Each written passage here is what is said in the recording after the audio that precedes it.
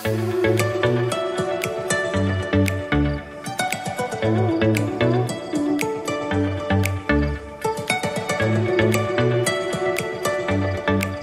बंधुरा, जेनिसের किचेने आपनादेर सकलके स्वागत जानाई। आज आमी आपनादेर संगे शेयर करब बोले इलिश माछेर माथा दिए लाउएर घंटोर रेसिपि निये चले एसेछि। आपनारा भिडियोटा देखुन। यदि भिडियोटा आपनादेर भालो लेगे थाके लाइक और शेयर करे देबेन। और यदि आमार चैनेले आपनारा नतुन बंधु हये थाकेन ताहले चैनेलटिके सबस्क्राइब करे बेल आइकन प्रेस करे देबेन, जाते जखोनी आमी कोनो नतुन रेसिपि देब तार नोटिफिकेशन आपनादेर काछे चले जाबे।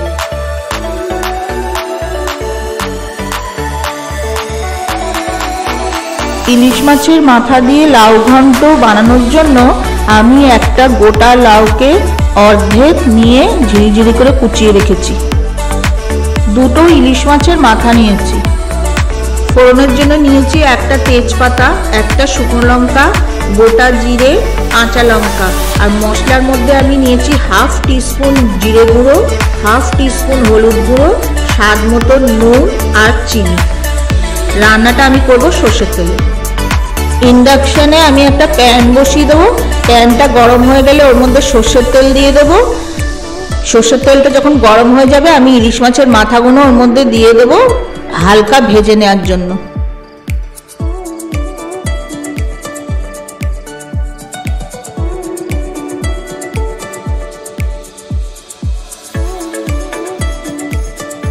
ঢাকনাটা সরিয়ে আমি দেখে নেব মাছের মাথাগুলো একটা পাশ ভেজে এসছে। মাছের মাথাগুলোকে আমি উল্টে দেব। মাছের মাথাগুলোকে আমি বেশি কড়া করে ভাজবো না, হালকা হালকা ভেজে তুলে নেব।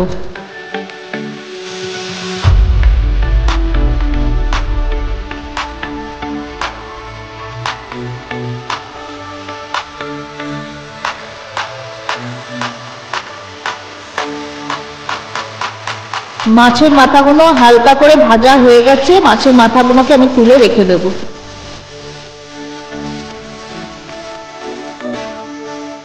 যে তেলের মধ্যে আমি ইলিশ মাছের মাথাগুলো ভাজলাম সেই তেলের মধ্যেই আমি একটা তেজপাতা, একটু গোটা জিরে, একটা শুকনো লঙ্কা ফোড়ন দেব। ফোড়নটা যখন ভালো করে ভাজা ভাজা হয়ে একটা সুন্দর গন্ধ বেরোতে আরম্ভ করবো তখন আমি লাউগুলোকে তেলের মধ্যে দিয়ে দেবো। দিয়ে লাউগুলোকে ভালো করে নেড়ে চেড়ে নিয়ে ভালো করে ভাজা ভাজা করে নেব।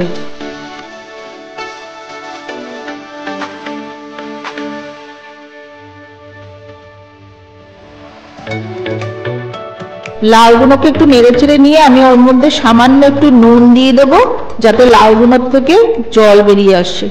তারপরে আমি ঢাকা দিয়ে অপেক্ষা করব।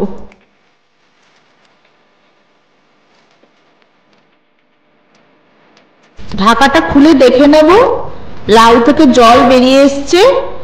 এবার আমি একটু নাড়িয়ে চাড়িয়ে নিয়ে লাউয়ের মধ্যে আরেকটু স্বাদ মতো নুন দিয়ে দেবো। আগে যেহেতু নুন দিয়েছিলাম আর নুনের পরিমাণটা এবার একটু কম দেবো।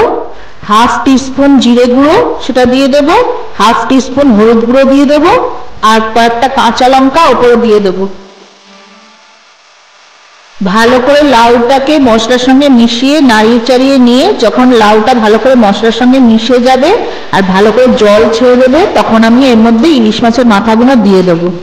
দিয়ে চাপা দিয়ে 3 মিনিটের জন্য রেখে দেবো।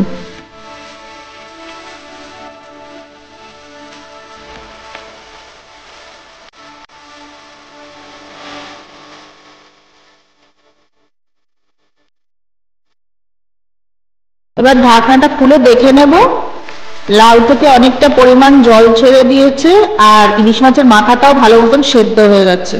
এবার আমি এর মধ্যে স্বাদ মতন একটু চিনি দিয়ে দেবো। দিয়ে ভালো করে সব ইলিশ মাছের মাথার সঙ্গে সব মশলার সঙ্গে লাউটাকে ভালো করে মিশিয়ে নিয়ে লাউটাকে ঢাকা চাপা দিয়ে আমি লাউয়ের ঘন্টটা শুকনো হয়ে আসা অবধি অপেক্ষা করব।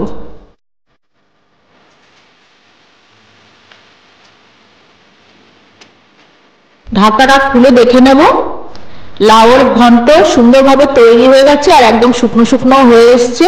এবার আমি ইন্ডাকশনটা বন্ধ করে লাউ ঘন্টটাকে প্লেট করব।